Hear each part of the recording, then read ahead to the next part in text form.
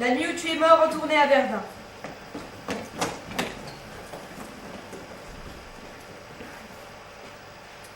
J'étais dans une chambre comme celle-là, 2 étoiles logis de France, et j'ai contemplé. Oui, le mot n'est pas trop fort, contempler notre vie d'errance. C'était un pâte de pain à fleurs, jaune.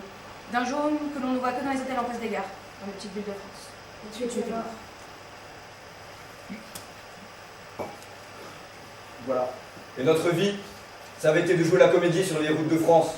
De jouer tes œuvres devant un public dubitatif souvent. Hostile parfois. Indifférent la plupart du temps. Dans des salles des fêtes où la veille il y avait eu un grand succès. Combat de catch, de femmes à seins nus, arbitré par des nains. Apprendre à tenir debout, sans Dieu, sans nom de main qui chante et sans rêve de gloire. Toi tu disais... Cela suffit. La métaphysique m'importune, je préfère le physique du serveur. Je n'ai pas le temps, je dois apprendre à vivre. Ce repas froid dans les auberges éteintes. Ces trains de nuit qui s'arrêtent à toutes les niches de chiens. Ces théâtres qui ne croient plus au théâtre. Ces pianos désaccordés. Ces concierges revêches. Ces directeurs qui préfèrent le cirque. Ce crépuscule des mythes. Dionysos devenu restaurant grec et tous ces bistrots baptisés le Molière. Où un buste crasseux nous rappelle que l'Occident est mort et la littérature définitivement exilée de l'humanité. Ouais.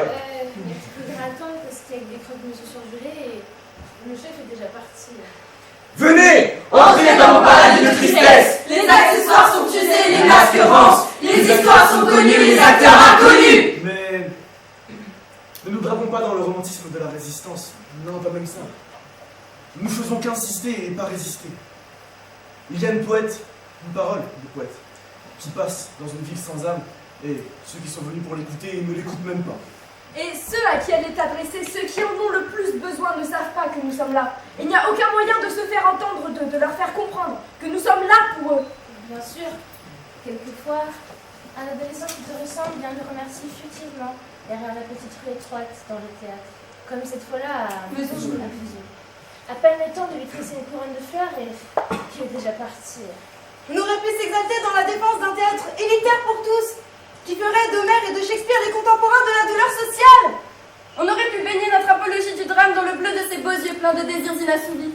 On lui aurait parlé longtemps, debout, sous la pluie fine sur le trottoir, de la parole murmurée qui déclenche la tempête. Un théâtre qui croit encore à une révolution comme celle des astres, éternel retour des sciences, action, sphère du rêve, dignité dans le naufrage de l'Occident. Nous faisons du théâtre, jeune homme. Cela nous est devenu plus de 2000 ans. Nous avons froid au pied, mal à la gorge. Mais trop tard. Il est parti. Il ne reste plus que cette petite ville vide et froide. Verdun, Lisieux, Épinal et ces pissotières où tu iras chercher un bidas. Pendant que nous finissons la bouteille de vin local et achevons les chocolats Jeanne d'Arc, cadeau de bienvenue de la direction. Au moins, on ne peut pas dire. Les loges étaient chauffées. C'est pas comme à Sochaux, pas même de quoi se débarbouiller, l'eau froide dans un lavabo fêlé et les toilettes au bout de la cour.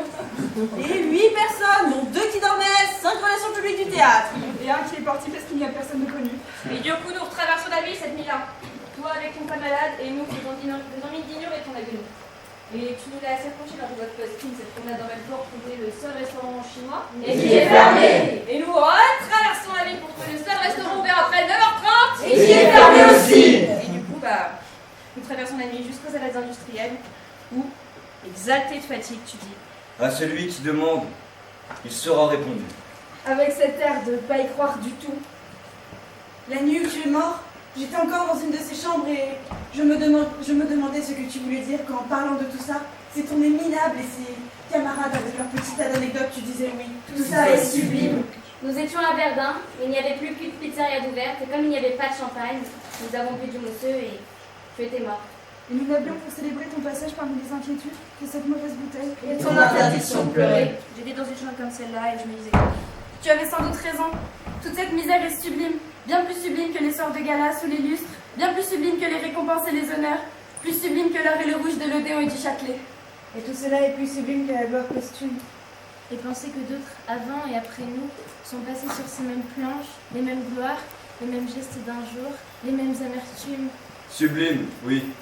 Plus que l'éternité. Voici le théâtre. Le théâtre. Théâtre, Les loges. Les loges. Les coulisses. Les coulisses. L'entrée des artistes. l'entrée des artistes, Avec son fanal rouge. le fanal rouge. Là est ce qui est. Le théâtre est le pollen de l'être. Au théâtre, le vaincu à la supériorité poétique. Le théâtre est l'ivresse du présent. Le théâtre est la patrie de l'impatience. Et le voyage des comédiens reprend demain. La même mélancolie escorte la même exaltation.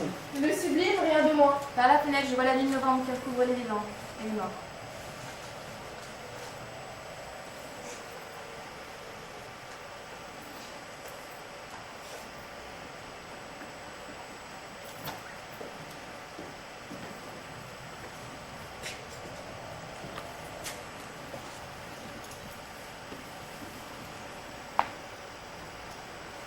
Le poète est celui qui ose l'approbation du monde. Non pas celui qui parle de cette approbation, mais celui qui la rend possible, incendiaire, matérielle. Il ne combat pas par sa parole, mais par sa présence. Le poète est celui qui dit oui à la somme de tous les destins, et qui ainsi recouvre le paradis perdu. S'il le fait par sa présence, cela ne va pas sans dire. Les mots peuvent-ils raccommoder l'unité perdue? Oui, mais au-delà d'eux-mêmes, dans cette parole qui fait comme agrandir le silence intérieur, qui recouvre de son ressac tous les bruits séculiers de notre âme insatisfaite. Alors, tout se change en miroir de la totalité. Un petit bateau de papier qui file dans la rigole, une chanson fredonnée, un refus. Même si je n'aime pas beaucoup l'air enfumé, l'odeur de viande à l'approche de la grève. Oui, je dois juste te dire que les parents de ça n'a pas trop intérêt. C'est un exemple. J'avais à en fumer, s'il vous plaît.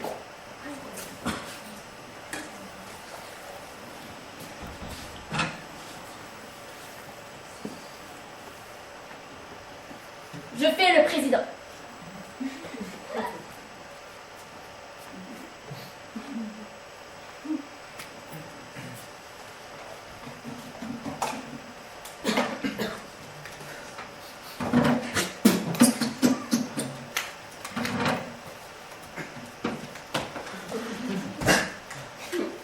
Moteur. Vous savez qu'après le théâtre, ma seule passion est la botanique. Oui. Ouais. Eh bien, c'est par la botanique que je comprends l'essence du théâtre. Ouais. L'orchidée, dite mouche, ressemble à s'y méprendre à la mouche qui la butine. La mouche s'y trompe et courtise une femelle mouche, qui n'est qu'une fausse mouche. Oui, oui, une fleur. Cette fleur amène la possibilité d'imiter l'odeur de la mouche. La mouche trompée s'en revient troublée à sa rageuse réalité de mouche amoureuse. Mais, elle a sur ses pattes le miel de la fécondation florale. Le pollen qui est l'intelligence de son destin. Mais il ne sera réellement fécond qu'en rencontrant une autre mouche et en rajoutant à la méprise une deuxième méprise. Le rideau tombé, nous devons donc butiner une autre réalité fausse, notre vie, pour la féconder de nos songes. J'ai une question. Je vous écoute. Non, je laisse pas. Si. Si j'étais acteur, quel rôle me donnerait-on? Le roi? Le Père Noël? Quand même pas le notaire. J'ai bien peur qu'on vous donne le rôle d'un homme politique. Ah, Shakespeare! Je pensais plutôt au vaudeville. Le vaudeville? Pensez-vous sincèrement que la politique française soit autre chose? Le vaudeville n'est jamais qu'une tragédie constituée. Une tragédie sur fond de papier peint à fleurs. On y meurt tout pareillement. Seules les funérailles diffèrent.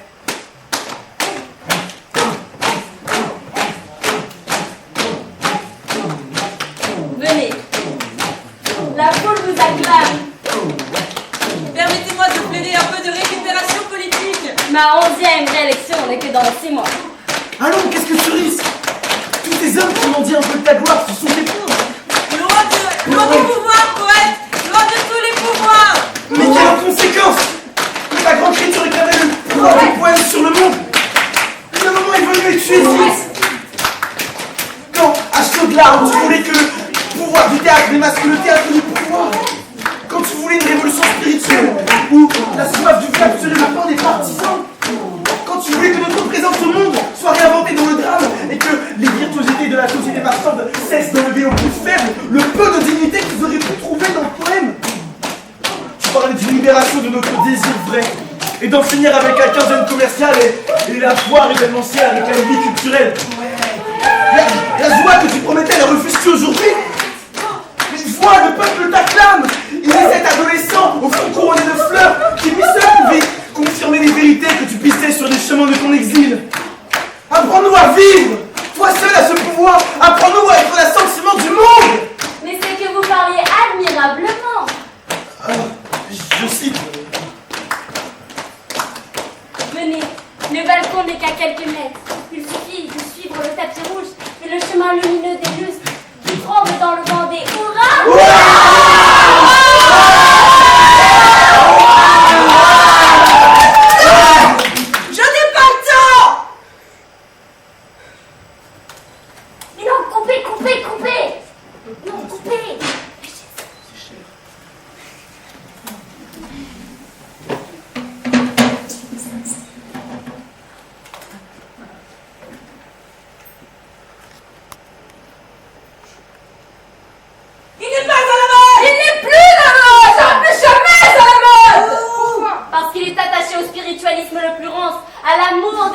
plus abjecte, à la joie la plus naïve et la plus réactionnaire. Il est l'ennemi du progrès, de la communication et il s'en vante. Il croit qu'il y a une beauté en soi et qu'il est la clé des vérités indicibles. Il croit qu'il y a une vérité. Qu'on prétende qu'il s'est suicidé, qu'il a disparu dans une bouche d'égout. Pour tout cela, il ne peut y avoir qu'une seule condamnation. Ouais!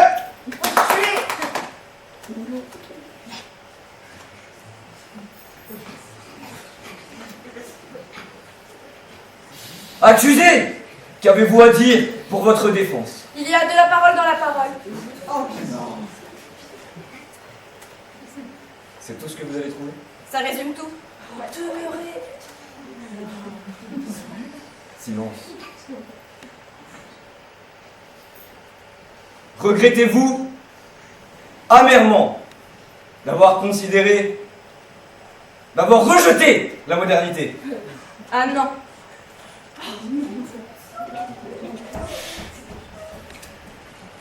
Dénigrez-vous, vous repentez-vous d'avoir considéré le théâtre comme seule dignité de l'homme? Plutôt mourir.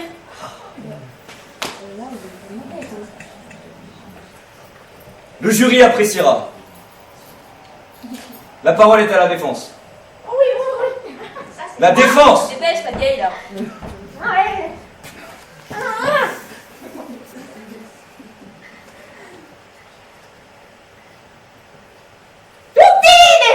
Il aimait se déguiser. Il avait volé le déshabillé chinois de sa grand-mère et il se prenait pour Elvire Popesco. Ah, il nous a bien fait rigoler, on dira pas le contraire. Mais, quand il avait bu trop de café, comme au mariage de sa cousine Jacqueline, eh bien, il se mettait à raconter n'importe quoi. Dieu, la douleur du monde, le poème dramatique, la décentralisation, le théâtre politique, tout un tas de billes. Et je pense que c'est ce qu'il s'est passé. À une échelle mondiale, il a bu trop de café. À une échelle mondiale, et il s'est mis à élucubrer le théâtre de la civilisation, le théâtre citoyen, la gloire du verbe, la littérature du sens. Trop de café, trop de café. Le vrai coupable, monsieur le juge, c'est le café. Bien sûr. Oui, mais oui. C'est la drogue. Le jury va délibérer. Pendant ce temps, une petite page de pub pendant laquelle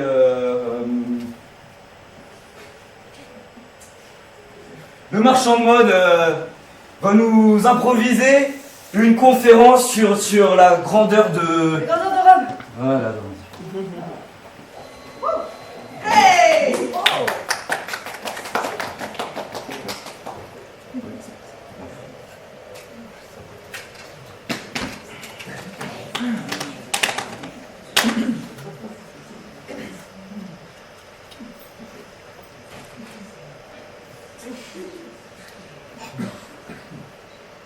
À l'époque de la grandeur de Rome, vous demandez aux victimes de venir divertir les puissances en exhibant leur souffrance sociale dans un jeu télévisé. On aimait l'émotion.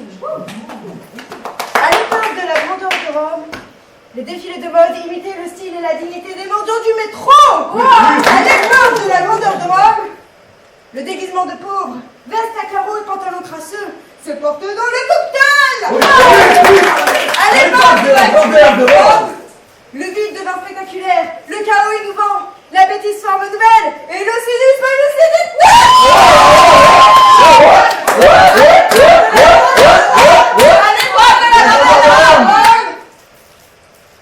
il fallait être moderne, c'est-à-dire en faire éternellement le même geste régressif. Le président de la République française était élu dans une émission de télé-réalité. À l'époque de la grandeur de Rome. À l'époque de la grandeur de Rome.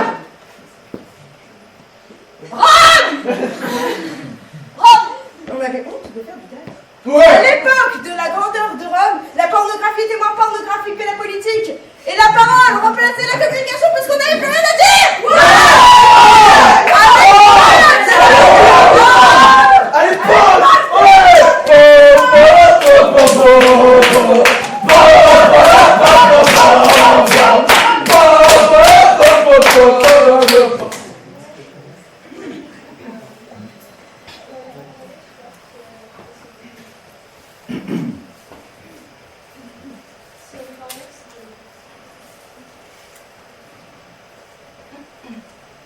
Le jury, à l'unanimité, a déclaré le poète coupable de toutes les abominations de l'humanité. Que demain, à l'aube, sa parole soit réduite au silence et tous ses ouvrages brûlés.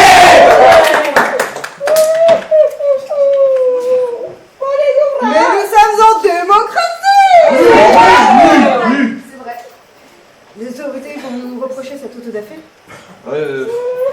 Supprimons simplement l'attaché de presse.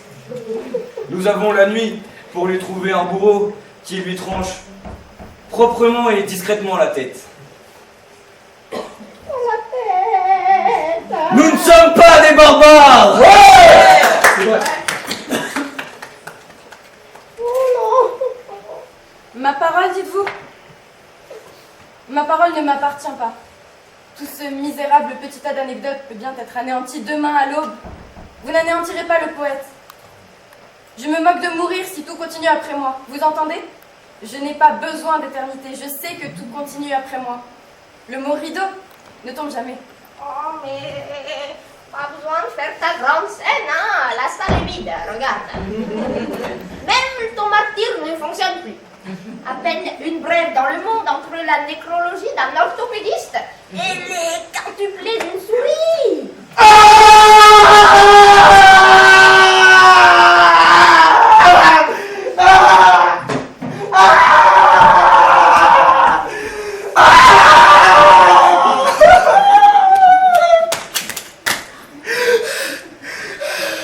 Adieu, mon fils.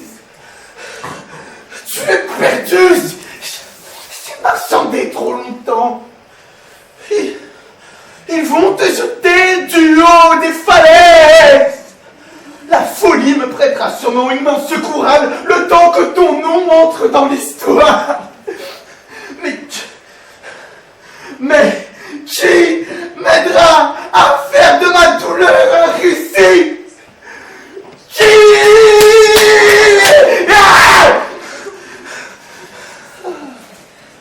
La flûte de Pan est assourdie par les bruits de la ville. Que dit l'histoire?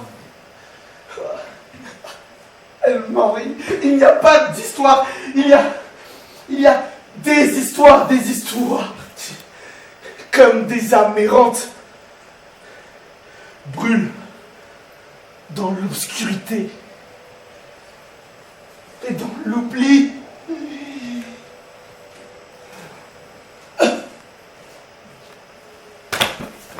Oui, l'oubli. Qu'est-ce que tu es une mauvaise tragédienne, hein? C'est vrai, je le sens pas du tout du tout. Ah oui, hein. Tu es pathétique. Tu n'es pas tragique. Tu modules, tu fais trop d'attention.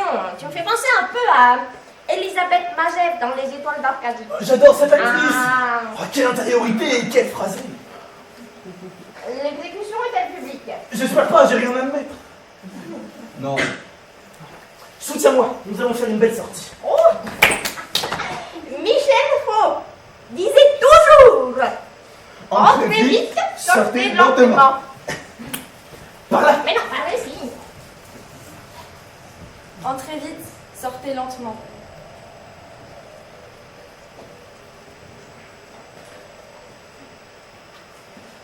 Pendant ce temps, Tante Geneviève progresse dans le dur apprentissage de l'art dramatique. Tante Geneviève, avez-vous appris votre liste d'intentions? Michel Faux n'est pas là? Je vais courir à sa place. Quel acteur admirable! Il suffit de le regarder entrer en scène, tout possédé de son art, l'œil allumé de furie et d'extase, son beau visage d'albâtre sous les lampes. Passons aux exercices pratiques. Vous direz la phrase suivante. Même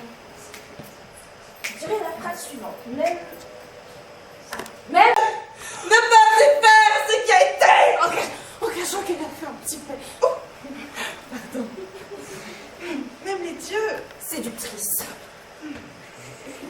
Même les dieux ne peuvent défaire ce qui a été. En regardant s'il y a des critiques dans la salle, l'air de rien, tout en continuant de jouer la situation. Même les dieux ne peuvent défaire ce qui a été.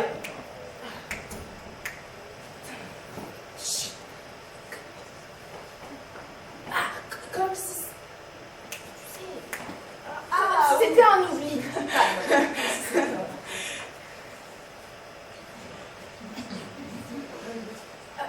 Même les...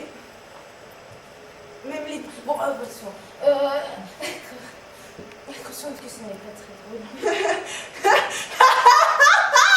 Même les dieux ne peuvent Retenant sa colère. Même les dieux... Ne retenant pas sa colère. Même les dieux ne peuvent défaire ce qui a été. Avec une sincérité qui ne peut être feinte.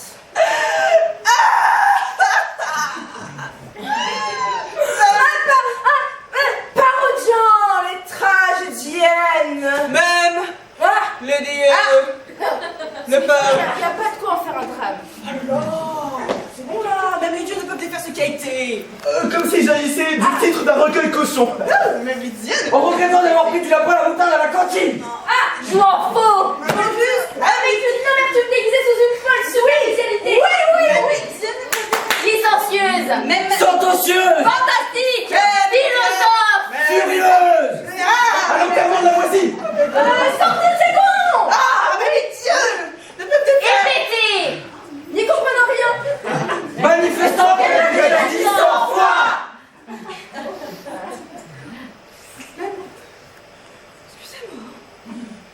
Même les dieux ne peuvent défaire ce qui a été.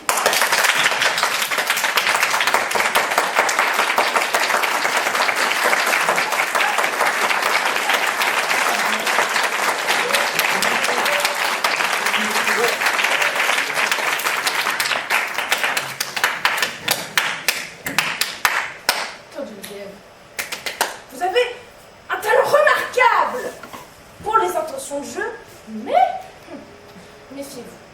Vous imitez parfois trop votre professeur. J'ai cru voir Michel Faux par moment. J'aimerais m'attaquer à la tragédie.